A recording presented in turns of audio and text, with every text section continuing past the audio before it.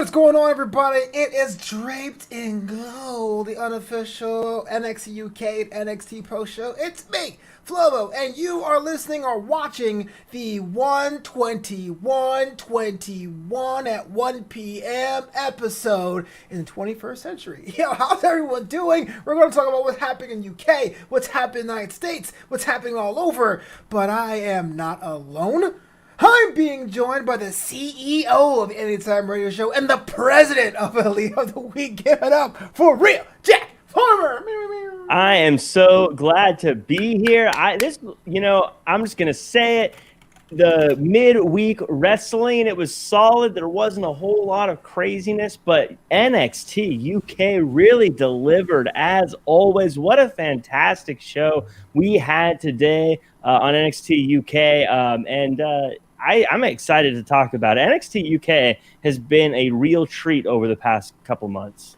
Yeah, I think you and I were in agreement that last night's Wednesday Night War wasn't bad. It was pretty solid, but NXT UK, I guess because it's in a certain time, different vibes, fresh eyes, has a bit of a vibe or a positive vibe to it. But this is Draped in Gold, presented by GamerWare. You too can suit up and play on at GamerWare.com, GMRware.com. Use promo code Flobo for a discount. Jack Farmer. Let's start at the bottom, because the bottom is the top. The NXT Women's Championship was on the line with Kaylee Ray, your girl, taking on Jenny, my girl, in an epic contest. And for some reason, Joseph Connor still takes the L. What happened, Jack?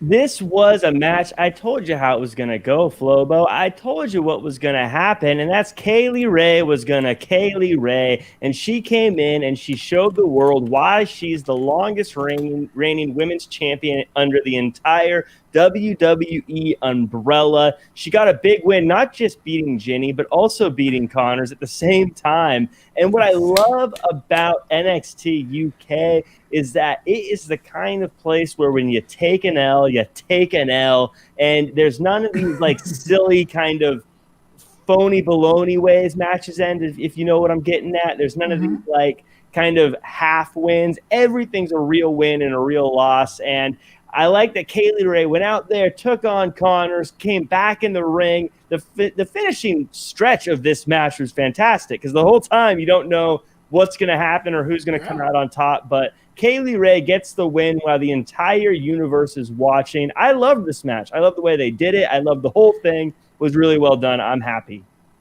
Yeah, I thought it was a back-and-forth contest. I really wanted to see Ginny win that championship. I do think she's earned, but we have Kaylee Ray with 510 days to go. Give it out to Jeremiah who's watching this on Periscope. What up? Says Kaylee Ray needs to face Ava Valkyrie. Now, there was a point in the match we saw the screen change. It looked like Ava Valkyrie, from what I can tell, even though there was not a second appearance. Is this the next collision course for the current NXT UK Women's Champion? I feel like it has to be. Valkyrie is the only one that I think has the resume at this point.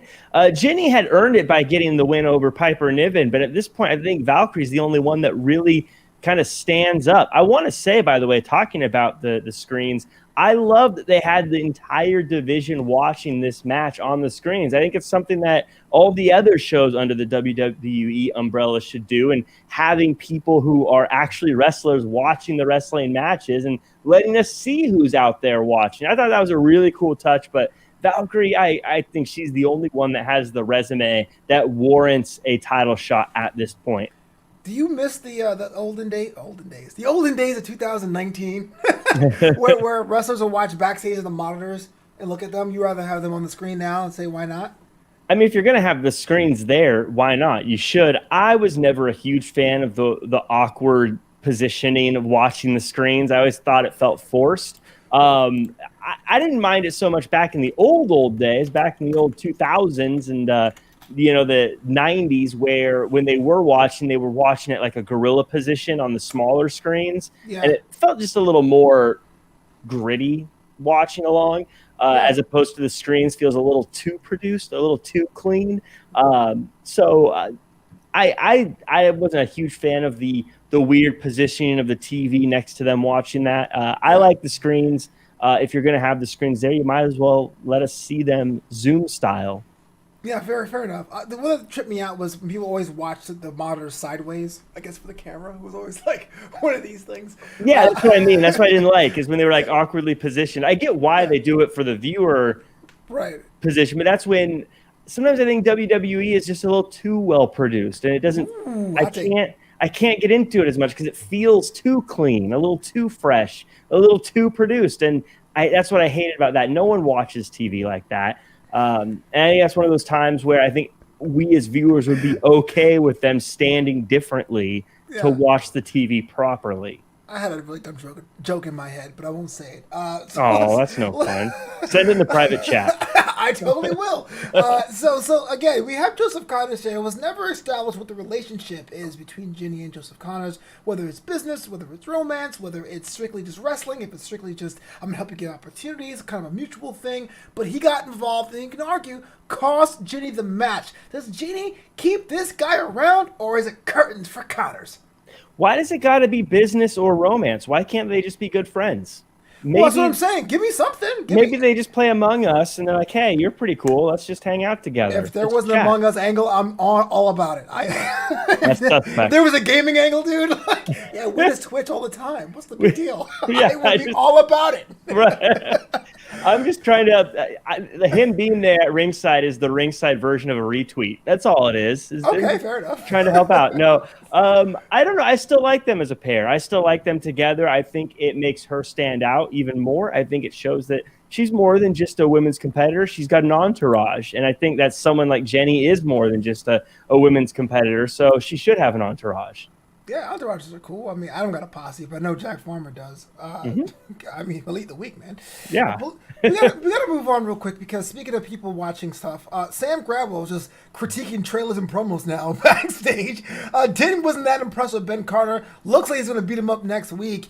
Is this the business? Is this how you go about having matches? You don't go to general managers. You just like critique their promo packages? I love it. I think it's so funny. I thought it was because it's happened twice now, and both times it caught me off guard that he was just watching on his phone like, this is stupid.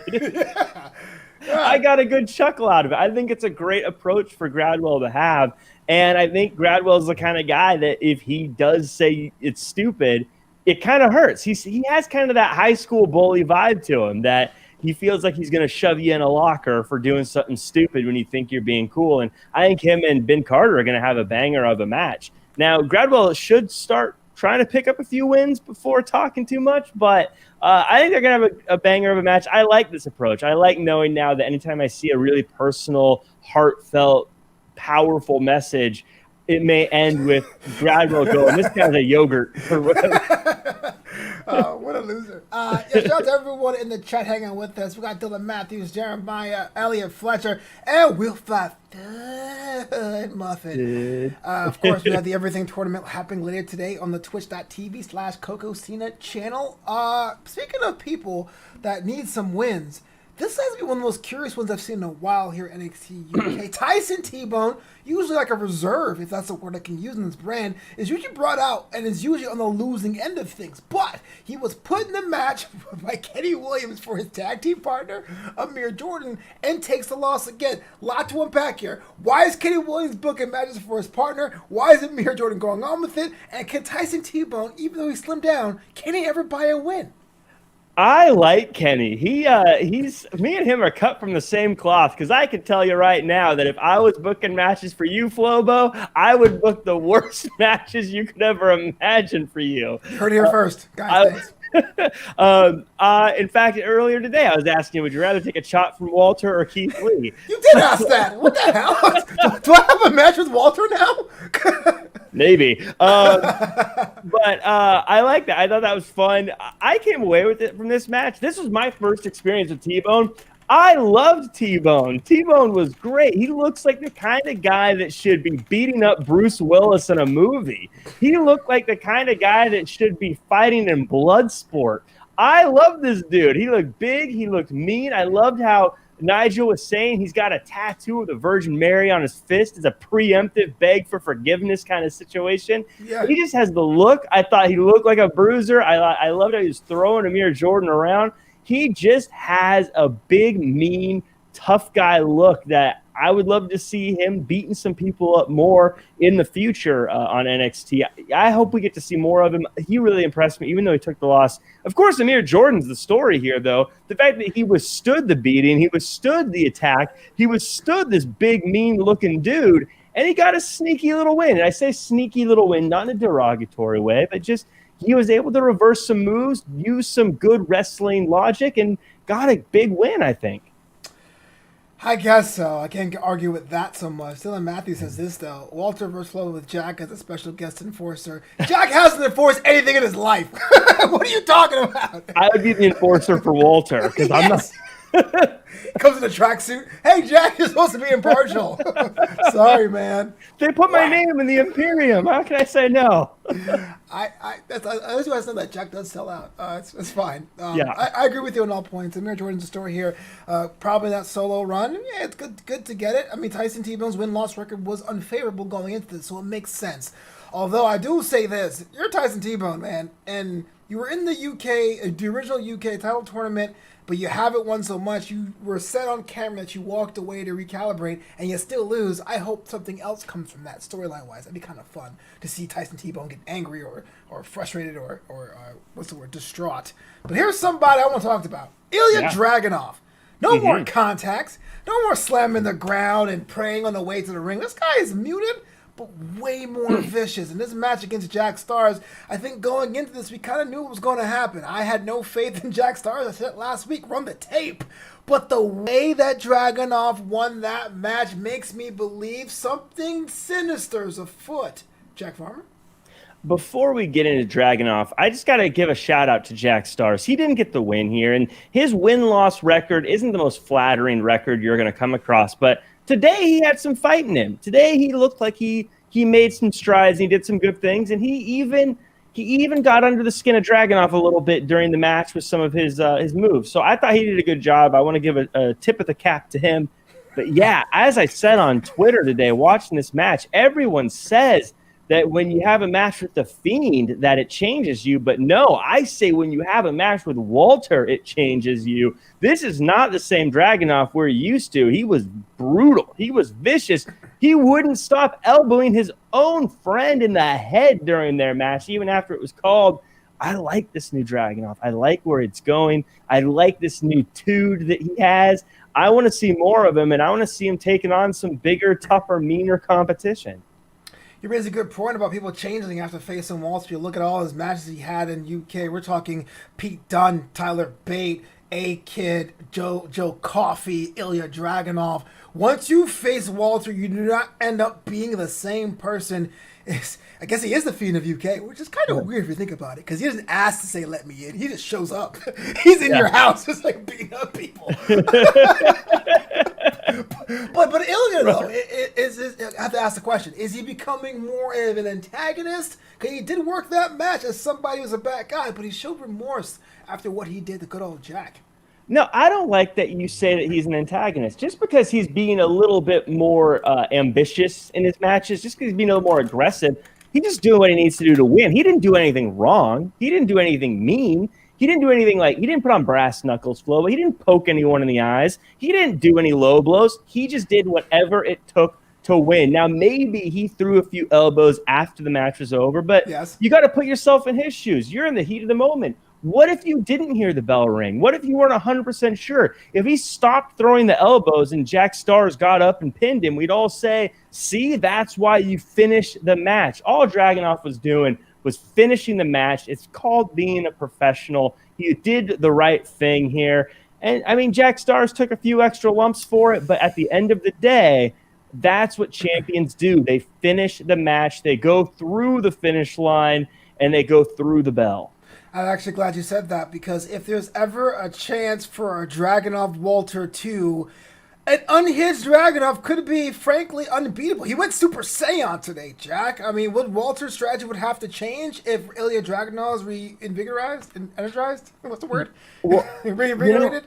I don't know. I think I don't know if an unhinged Dragunov could beat to Walter, because I think, like we said the other week, A-Kid found the formula. You've got to find a way to stop Walter from getting into his game plan and keeping him on his toes. If you're unhinged, I don't know if you have the right strategy to approach a Walter. I think you can't. You're never going to out muscle or just out brute force a Walter. You're going to have some kind of game plan or some kind of trick up your sleeve to beat him. And if you're unhinged, I don't think you're going to be able to do it. That said, I think Dragunov is going to be incredibly difficult to beat from anybody else on the roster if he continues to be this aggressive going forward. Johan Pena says, I would love to see the rematch. I would too. Here's a question, kind of a weird one. I guess it doesn't matter to me because they're on two different brands. But I look at Jack Starr's attire. Should Rey Mysterio sue for gimmick infringement of having the tights outside, the trunks outside the tights? I didn't know. It's the American way, of course. Just, in UK, it's the American way to take a Mexican wrestler's gimmick. I got it. Well, he's from San Diego. That's fine. But our last match today was actually our first match today, and I have questions upon questions. Rampage Brown, one of the biggest sign-ins, I guess, either the biggest or the second biggest after Ben Carter, depending on how you interpret it, had a match against Boma Dave Mastiff. The moves hit so hard, the screen shook with every blow, but Rampage Brown gets the victory. I'm puckering my lips. My apples are soured. You know what I mean? Like, my gears are grinded.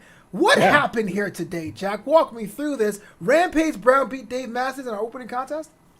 So this is one of the examples of why I say what makes NXT UK special is they don't have half wins. They don't have like the sneaky roll-ups. They don't have the silly shenanigans. They don't do things to cause wins and losses that make you feel like you didn't get a real win or a real loss. This was two big bison running into each other. It was like watching, with all due respect to the Hunt, it was like watching a gorilla and a bear have a match against each other, and they just hit each other as hard as they could the entire time. This is what sets NXT UK apart. Matches like this, you don't see this in any other company. You don't see this on any other brand. These guys laid into each other, Flobo, and I can't believe Rampage was able to lift up Mastiff.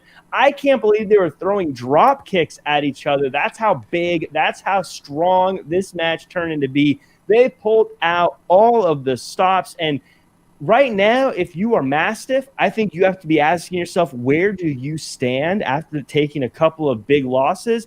And if you're Rampage, you need to be asking yourself, why am I not being talked about as a contender to the NXT UK Championship already? Yeah, I mean, it's the one of statement wins for Rampage Brown on a win streak since signing with the company, but I got to give it to you. Even though I'm sitting, lying and waiting, hoping for Worlds Collide to ever happen to get that Bronson Reed, Dave Mastiff match. If you're Dave Mastiff, he's always seems to be the guy that has these hot runs, and when things start to count, starts to fall. I mean, he was a former #1 contender. Here's a guy that was a heavily favored on Jack's projections to win the Heritage Cup tournament. And I would say, I thought he was going to win this match today, and all of them came up short. What has to change if you're the Bummer? You said Mastiff was heavily favored. To be fair, everything Mastiff does is heavily. So That's what you did there. I don't know. I don't know what you do with him. I mean, he has all the tools to hang in there. As I always say, one of the things that makes Dragunov smart is that he put himself in a match, in a situation to start rebuilding momentum. Momentum's so important, and right now Rampage has all of it. Mastiff doesn't, and he needs to take a step back, I think, and get some momentum going, especially when you're someone that big. Once you get rolling, you're hard to stop. But you look at the people who are in that top tier in NXT UK, and they've all got momentum going their way. When you look at Rampage now, but Coffee as well. When you look at Walter, these are people who are letting themselves get that momentum going, and that's what makes them stand out. And I think that that's what he needs to do. I think he needs to sort of, for lack of a better term, maybe go back down the list and start finding some people he can start getting that momentum going with again. Was this match an upset? I think so. Not as a shot against Rampage, but Rampage is still new. Rampage hasn't been around that long. But I mean, he's got some big wins, obviously. But I think when you're someone who's on your third match in the company, I believe it's third. Yeah, third. I was say third. Third match, a win over a Mastiff is an upset. And that's, again, not a shot at Rampage. It's just more, I think anyone on their third match beating someone like Mastiff would be considered an upset. So, yeah, I think you have to call it an upset. That said, I don't think any Rampage wins going forward will be considered upsets. Fair enough. Before we head over to NXT Classic, man, it's kind of chilly in my apartment. You know, I get some like nice warm beverages to have during this dead of winter season. Yeah, when you're in the dead of winter and you're trying to warm up, get something nice and hot to drink, and especially because it gets dark out earlier, so it's kind of a little tough to stay awake. You get a little sleepy. I always turn to Broasters Coffee, which you can get at www.thebroasters.com. They have flavors of all kinds, from organic weekly roasted beans in small batches, not the big stuff, not that bowel-shaking stuff you get at the grocery store. I'm talking about the good stuff. You can get it at www.thebroasters.com. Use promo code BROCODE1. You're not going to regret it. Bowel shake. Okay. Hey, we've all had gas station coffee. Let's not pretend like we don't know what I'm talking about. The best jokes are ones that are true. Let's talk about that main event last night. The second ever fight pit that put Tommaso Champa against Timothy Thatcher. These two men are not the best of friends. The result was interesting to me because you know how I feel about both these guys. You know how I feel about this angle. But hey, fight pit's a big deal. NXT's version of Hell in a Cell, or at least the classic version, where like, no, nothing's bigger than this match. Did it deliver? Did the right guy win? Just overall thoughts. So this was one where I want to say real quick, this before we dive into this night, I did want to say this was the night of Dusty Cup upsets, it seems. But getting into this main event, the fight pit, you've asked me before, what do I think is the new big feud rivalry blow-off match? I think it's the fight pit. This feels like a big, scary structure. I really like it. I want to see more of it. I don't know if this kind of match will work once fans are there, though, because I feel like if you were a fan in the stands, you wouldn't be able to see much at all during this match. I don't think so either. Punjabi prison match rules. Yeah, because you really wouldn't be able to tell what's going on, so that'd be a bit frustrating. But I love this match. I love the setup. I love that the cage is inside where the ropes would be. Instead of outside where the ropes should be. It makes it feel tighter, a little more claustrophobic. I love it. So that was cool. I thought the match was cool. I've said before, this is one of those rivalries where I don't know if the sum is greater than the parts. I like everything involved in it. I just, for some reason, didn't latch on to it. I wasn't really invested into this rivalry. That said, now that it's over, I think Thatcher needs to be put into a very high-profile spot. A win over Champa is a big deal in NXT. Champa is one of the biggest, most dangerous names in NXT history. A win over him means you should be in a title position. He needs to be going for a title of some kind. He's earned it with this win, and I don't think you can argue that. If you're Champa, man, you're talking about trying to find real tough guys, and you just took two hard L's to two new guys between Karrion Kross and Timothy Thatcher. I don't know how you continue to say I'm looking for tough guys. You got to prove you're a tough guy at this point because you just got taken out by two new guys. Yeah.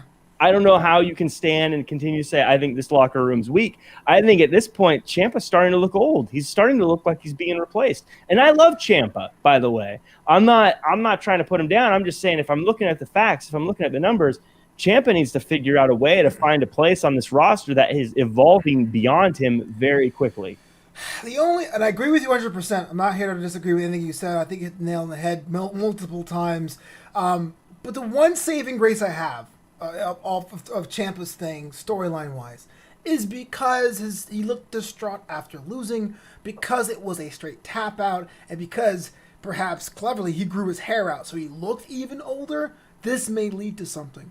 If it does not, I think that we'll look back at this match when we all said, I think this guy's washed. And it's sad, too, because as much as I have my own personal reservations with Tommaso Ciampa, he is completely valuable to the roster because we still need a little bit of transition of what NXT was in 16 and 17 and what it is today. But, yeah, he's just not cutting it, bruh. Wow. What a match.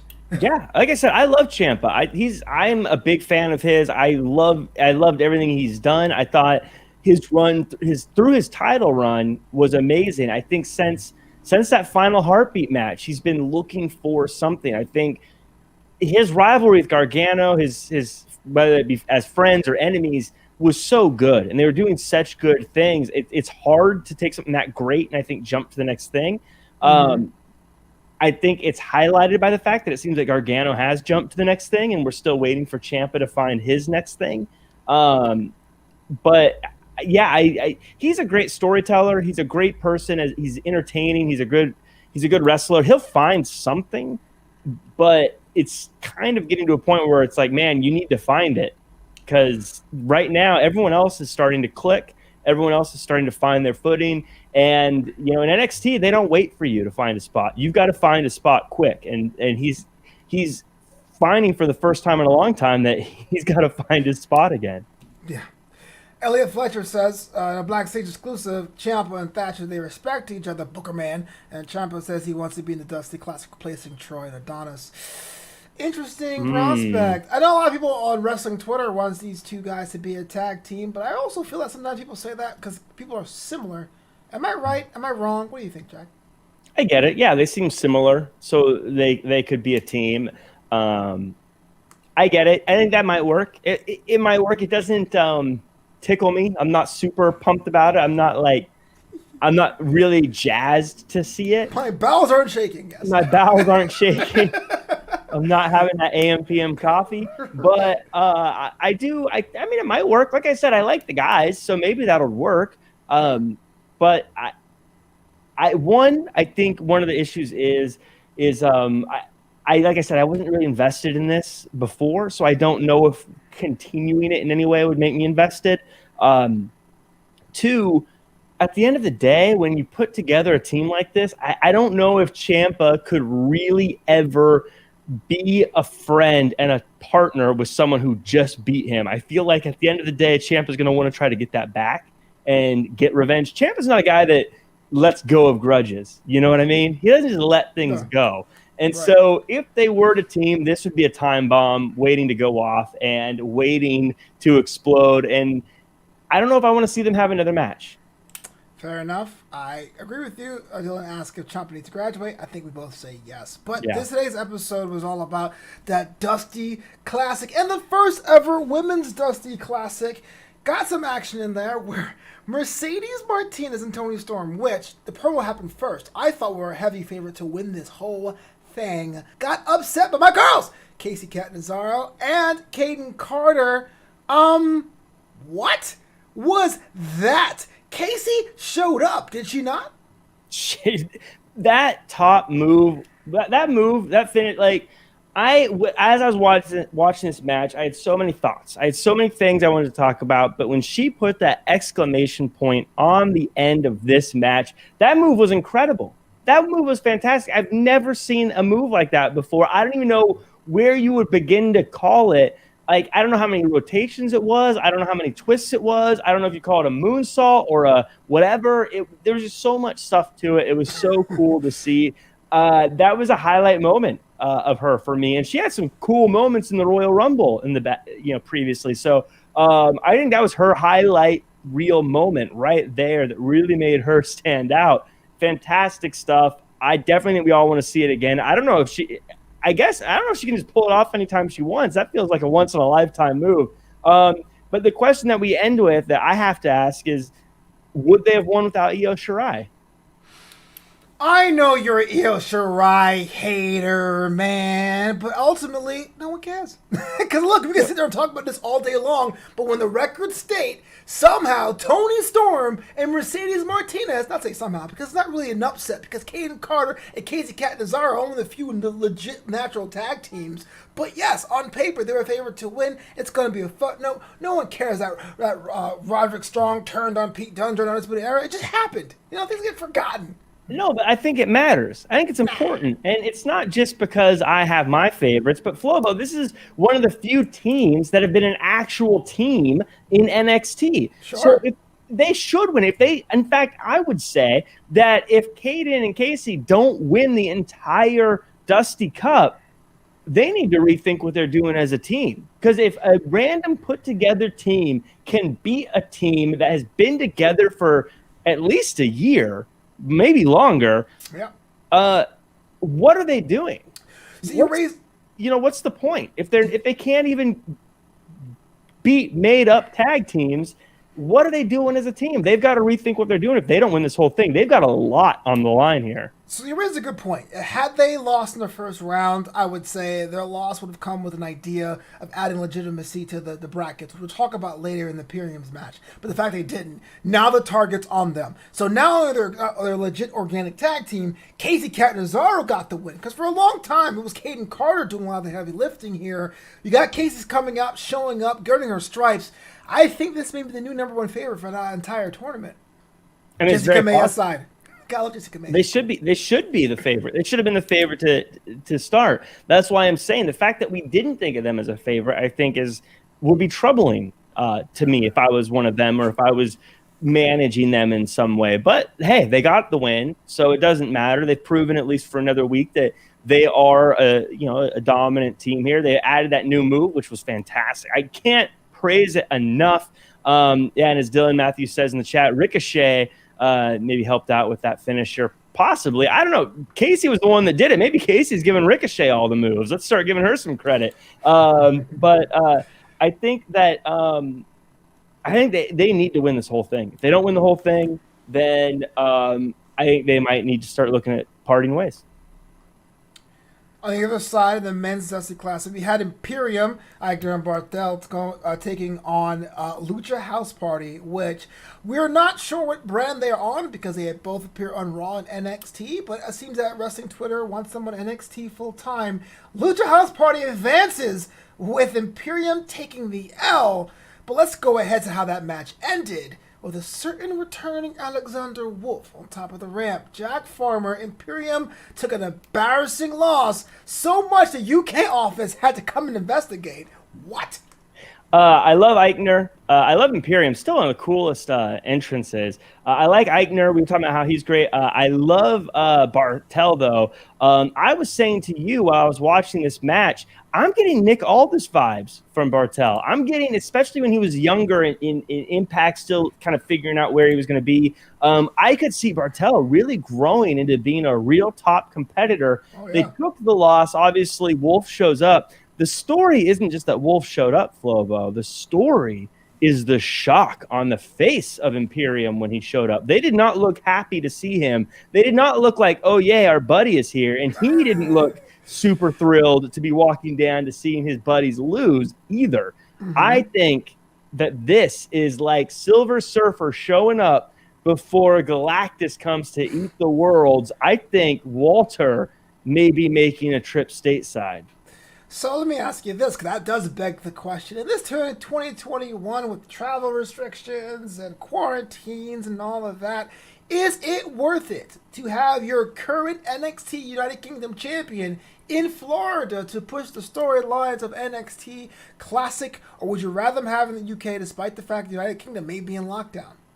If you're Walter, you don't care what the company's trying to do. You're the ring general. You go where you need to go. And right now, Imperium has been divided. Imperium has been fractured, and they haven't had that same power level sense. And I think Walter's sick of it. I think Walter's sick of seeing his teams lose, and I think he's rallying the troops. He's bringing them together. And I think that shocked look on the face of Imperium today is just a precursor for the shocked and destroyed faces of the wrestlers of NXT very soon.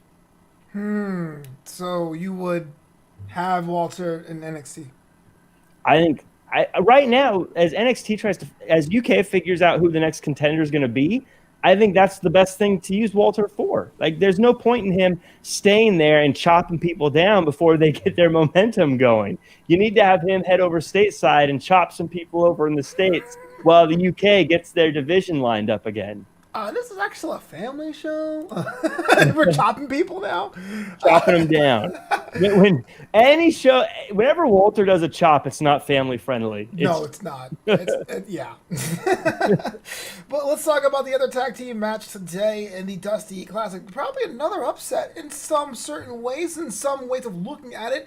The team of Kushida and Leon Ruff taking on Austin Theory and Johnny Gargano the way men, I guess. Mm-hmm. With Kushida and Ruff getting the win. Huh? Are you a believer? Huh? Is that 2024 shirt? How did it come back in time for you to buy that? You know what? He's not actually a time traveler. It's a thing he does. It's not really his identity. I'm just saying, the match was great. How? I'm sure he came back in time and told you to do that. He did. So I'm going to say something, and you're going to want to cut me off. You're going to want to cut me off, and you're going to want to interrupt what I'm about to say. Is he telling me Kenny Omega was best dressed last night on Dynamite? Because that wasn't true. Just let me finish what I'm going to say, though. The reason I'm going to say NXT is a developmental brand, and I'm not saying it's not because the people aren't as good or not as competitive or anything like that. I'm going to say NXT is a developmental brand because no brand in the history of pro wrestling that I have ever seen is as good as NXT is at developing wrestlers into people that I love. Because this is 4 people who at one point I couldn't care less about that have all developed into people I love watching. And they've done it with just about every single star they've ever brought on that show. When Austin Theory, he had stuff going on. They bring him to NXT, and he's being rehabilitated right before our eyes. Johnny Gargano, he won the title, then he lost it, and we're like, what's next for him? Now he's developing into something new that is fun to watch and interesting. Kushida was at one point just a guy that we didn't know what he was supposed to be. He's dressing like Marty McFly. I don't get it. Now he's one of the most interesting stars on the show. And even Leon Ruff, as we're watching him at first, was just some undersized guy who couldn't fit in his own belt, is now becoming this underdog that we're all cheering for. So when I say NXT is developmental, I don't mean it as a shot. I'm saying it as a compliment. I've never seen a show so consistently again and again and again with every single person they bring on their roster be able to develop then from someone you don't care about into someone you do care about with just about a 100% success rate. It's incredible to watch. Johan Pena says, no wonder no one likes you, Jack. Look, well, I'm not on NXT. They're not developing my character. It's like this. You can sit here and say NXT is developmental. And yes, when you get signed to WWE, you do the trainings. And that happens. But at least at one time, there was NXT loops. People who live in Fort Pierce, people who live in Jupiter, people who live in South Haven, Mississippi, saw these newer wrestlers compete. But to do that, to say this is a developmental brand, totally undercuts the strive NXT has done on the USA Network. Just because a show has people change their characters or make them more interesting, does that mean it's developmental? There is character development, sure, but I'm not watching The Mandalorian going, oh, this is totally Star Wars developmental. I don't know why they did this. It's its own entity. And it's not fair you say that. I agree with the sentiment. All 4 of these guys have felt good on this black and gold brand. Yeah, you're missing the point. But it doesn't mean they're just developmental. I'm just you're cutting me off now. Okay. You're missing the point. Go ahead, Jack. You're missing the point. The point is that they find a way to develop everyone that's ever come on there. I can't tell you. Name any other wrestling brand in wrestling right now. I'm not saying, when I say development, I'm not saying their pecking order of like how important the show is. I'm not saying anything like that. I'm just saying name any wrestling brand today or yesterday, whether it be going back to WCW, whether it be any other brand that has so consistently every single time they have a person join their roster, develop them into something or someone you care about every single time. I'm not saying as a put down Flobo. I'm not saying as a put down Johan. I'm not saying it as that they're lesser than anyone else. I'm saying that they are so talented and so good at taking something and developing it into its peak best presentation available for the show. It's incredible. It's a compliment to them. It's not saying that they're not as good. It's not saying that they're not equals. It's not saying that they're lower on any totem poles. It's just saying that when they get something, they don't say, oh, this is what you are. We're putting you out there, and that's what you're going to be forever. They're saying, no, we're going to find a way to tweak you and make you better, and we're just like a statue. We're going to chip away every little chunk of stone that doesn't look like a perfect statue until you are perfect, and they're so good at that. It's a total compliment to the people in this match and the company in general, is what I'm trying to say. With Johnny Gargano and Austin Theory eliminated, who do you have pegged to win the Dusty Cup now? They seem to be the favorites going in. I still say Grizzled Young Veterans. I think they're the guys. Grizzled Young Veterans. Yeah, they're going to develop into Dusty Cup winners. You just... I let you have the last word. You won the argument, but then the same super kick after the fact. This is why I can't deal with you. On this show, your show, Evan's show, I can't. Okay.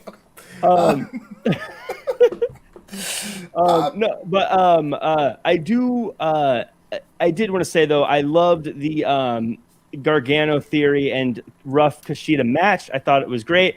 I just thought Kushida cheated a little bit by using a move to finish the match and win with that. He hasn't beaten Gargano with before, so Gargano didn't have the chance to scout it. I just think it was an unfair kind of cheap way to get a win.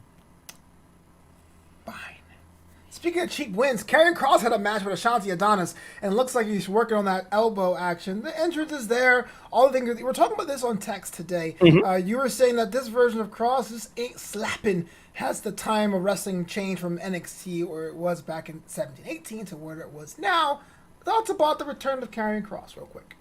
No, what I was saying with Karrion Kross, it feels like I wish I could have seen him in 17-18, where it felt like there was a little bit more firepower on the roster. The roster, I like the roster now, but NXT, as it tends to do, it builds up, it gets a lot of firepower, and then it's one of those brands that gets sort of pillaged by SmackDown and Raw, and a lot of people get pulled from that brand and brought on to SmackDown and Raw, and then NXT has to reload a little bit.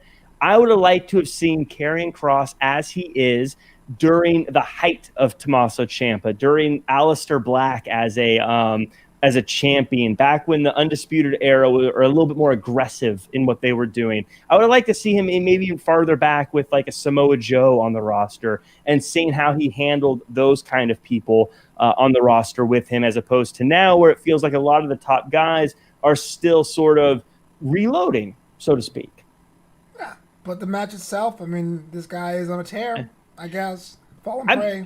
I mean, it was it was what it was. It wasn't meant to be a classic, you know. I do think that Desmond Troy gets the Dud Award. Why'd you jump in the match after that? Just pull your buddy out of the ring and get out of there. You know what I'm saying? It's all about theater, man. Because later on, when he goes, "Why'd you help me?" He'd be like, "Oh, but I showed up, man. I'm sorry.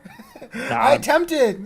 I'm gonna tell you right now, if you get punched in the back of the head by Karrion Kross, I'm gonna look the other way.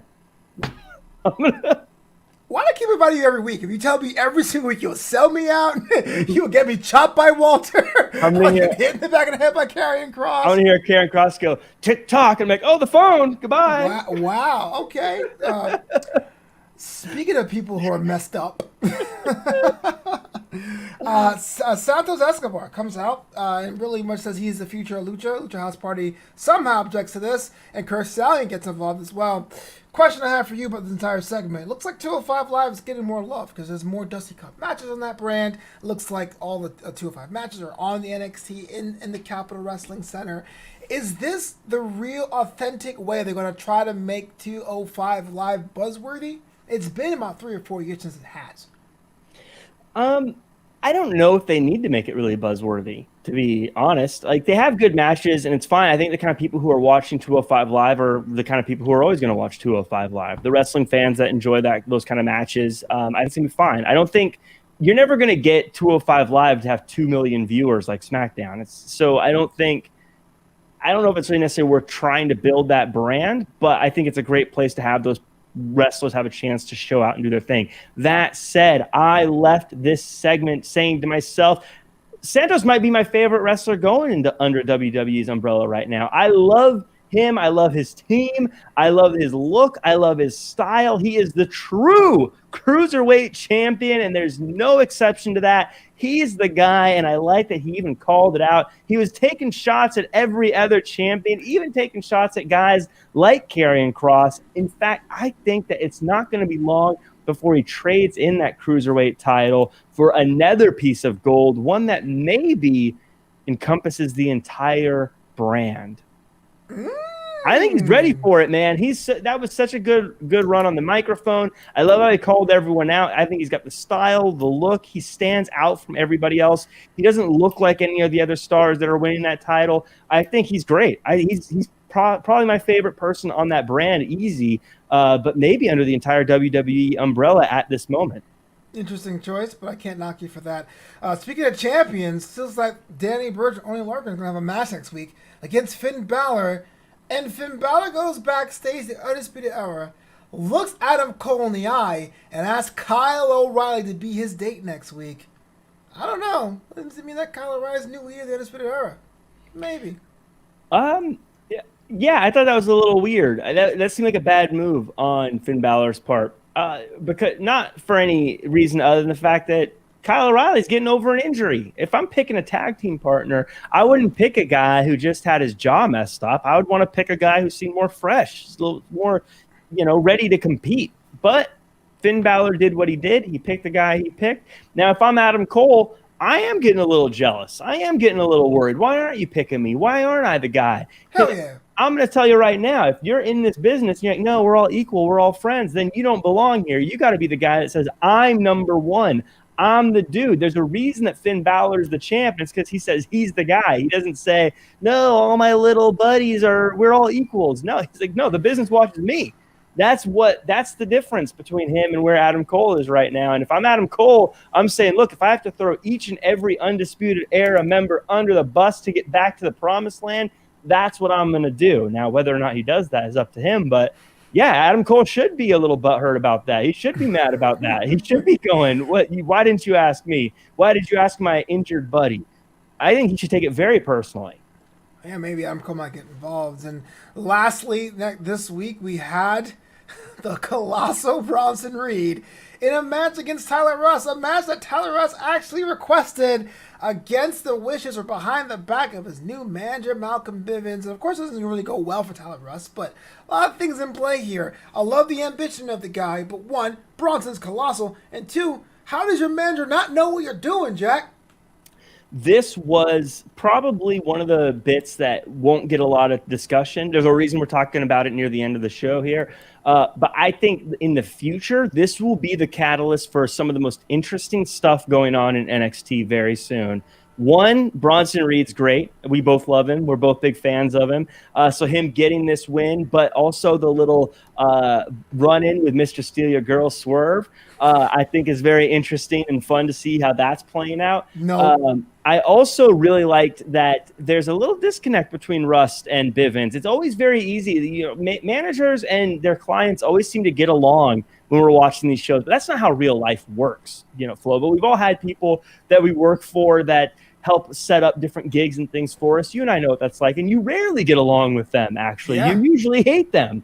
Jack tells me out, that's why. And so what I actually really like seeing the fact that Russ went and looked out for himself, and Bivens was like, whoa, what are you doing? This isn't a good idea. And I like Russ finding out that, yeah, maybe it wasn't a good idea. As far as the match goes, I loved it. It was the double-edged sword, though, of two up-and-comers that I really like having a great match, and the whole time me being like, well, no, I don't want either of them to lose. I want them to both win, but you can't always get what you want. I like seeing Bronson Reed win, though, and I think that Tyler Rust's got a great future either way. This was fun. I liked it, and like I said, I think by the time the next takeover rolls around, the repercussions of what we saw tonight from this segment will be much stronger than a lot of the other things that we've seen tonight. But you can't always get what you want. Shots from Bow, you got yourself, Johan Pena says about 205 lives are going to try to make it a viable brand. Business think it's going to work. Elliot Fletcher said, I can't wait for the eventual Adam Cole vs. Kyle O'Reilly match to take over. If you guys haven't, which I know you guys all have, the ROH stuff is modern classics. Dylan Matthews says that Bronson Reed's a for future NXT champ. I agree, if not on the other roster. And Elliot also says, when Russ finally wins the title, it's finally going to be great with the story from this point to finally trusting Bivens. I hope so. I mean, Bivens is one of those guys I've been told that he is fantastic, and he kind of is. Well, excuse me. The artist formerly known as Malcolm Bivens is fantastic. But as far as inside the WWE umbrella in space, has left a lot to be desired. You see him on Twitter, like, thirsting over Xia Li. You see him sign a tag team and then disappear. Like, he needs a win as much as Tyler Russ does. So, hopefully he gets it working in his favor. Yeah. But, Jack, you know what time it is. Mm-hmm. It's now time for the MVP of NXT, presented to you by GamerWare. This is where we ask Jack Farmer and myself to come up with one person, one tag team on NXT or NXT UK that really stood out for you. So, Jack, who, in your opinion, as the MVP of NXT? God, it's always so tough every week. And honestly, I kind of change my mind throughout the show every week. But this week, I'm going to go with the guy that got the biggest win of the week. And by big, I don't just mean name value. I mean weight value. Rampage. He got a huge win over Master in just his third match in a slugfest, a beatdown. A rough and tumble rumble that you all got to check out if you're not watching NXT UK. I go Rampage. That win was huge, and it showed that he's not one of these guys just going to clean up the undercard. He's going for the big guys, and I think he's going to make a big statement soon in UK.